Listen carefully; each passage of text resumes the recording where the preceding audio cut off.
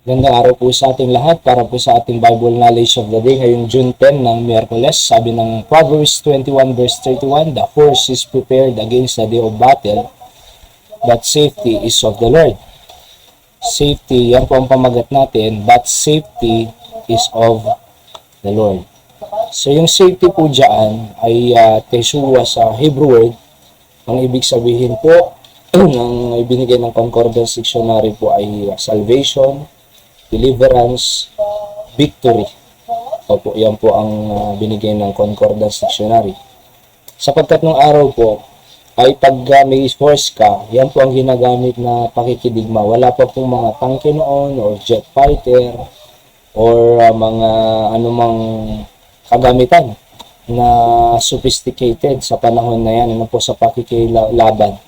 Kundi pag may horse ka nung araw, ay talagang malaki ang advantage mo para manalo sa anumang laban. Alright? Kaya nga victory ang safety. So, ibig sabihin, sa Diyos ang victory. Wala po sa horse. Pero, ganyan po ang custom or kumbaga yung pag may kabayo ka noon, talagang mananalo ka sa laban. Ano po? Kasi, syempre, di ba? So, ginagamit nila yan, pinapakikutan nila yung kalaban or napakabilis ng takbo yan. O kung nakatalikod yung kalaban, talagang sasaksakin lang dyan. So, ganyan po kalibilis manalo pag meron kang horse ng araw.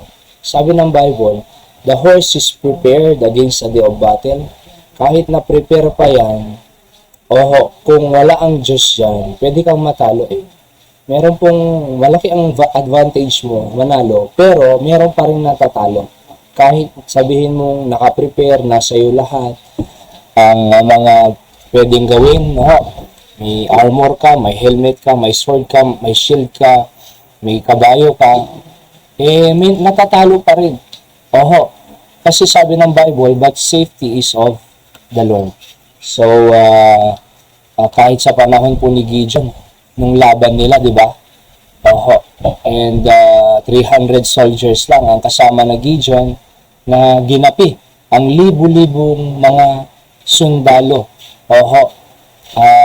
Na kinalaban po nila. Pero, ang Diyos, nasa Diyos ang victory.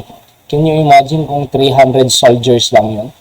Tapos napakaraming mga kalaban nila.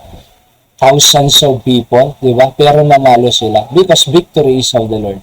Salvation is of the Lord. Safety is of the Lord, mga kapatid. Kaya nga may kasabihan po tayo, me and my God is a majority. Okay? At sa ating pong principles of the day, number 1, there is no safety without the sovereign God. Wala pong salvation, walang deliverance, walang victory, without the sovereign God. Kailangan po natin lagi ng Diyos. Araw-araw po yan. Hindi ka pwedeng magtrabaho, kumilos, pumasok sa trabaho, sa negosyo, or saan man nawala ang Diyos na hindi mo siya kasama. So because hindi ka magtatagumpay kung hindi mo kasama ang Diyos. Marami na po tayong na-witnessan na ganyan. And number 2, salvation belongs to the Savior alone. Okay?